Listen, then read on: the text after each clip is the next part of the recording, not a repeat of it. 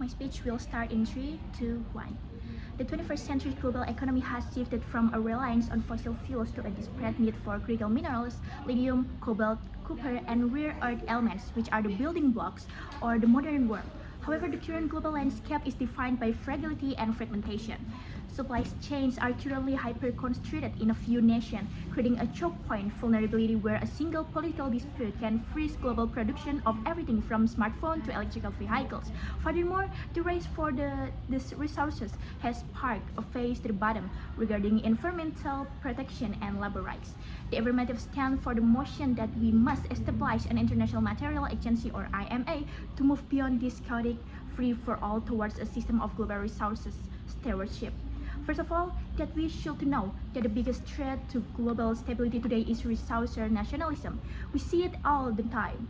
Country gets into a diplomatic spat and suddenly shuts off the export of critical minerals to punish its rival.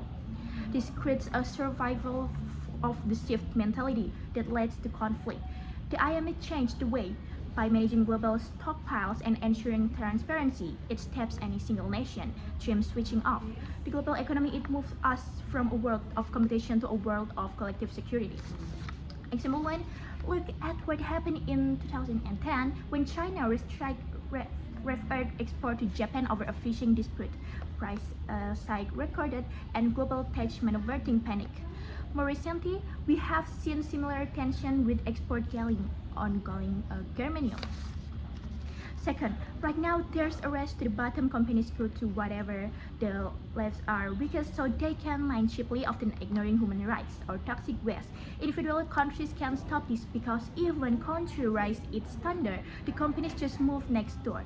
The IMF solved this by setting a global floor. If you want to trade on the international market, you have to meet the IMF ethical and environmental standard. It's the only way to ensure the energy transition doesn't come at the cost of the planet or human dignity. Consider the Democratic Republic of Congo, which produced about to 70 of the world cobalt. Much is involved child labor and hazard working condition because there is no global oversight. Blood cobalt casually mixed into global supply can for batteries. Third, market volatility is a nightmare for everyone. One week the price of cobalt is through the roof, the next is crashes. This makes it impossible for developing nations to plan their budget and for tech companies to invest in demand. It smooths out there while price swings. That isn't about controlling sustainability. It is actually affordable for everyone, not just the wealthy nations. In 2022, lithium price surged over 400% only to crash later. This roller coaster makes it impossible for developing nations to plan their budget and for companies to make it affordable for the average person. The IMF would act as a global data hub to coordinate supply and demand, preventing these world spikes to slow down our transition to clean energy.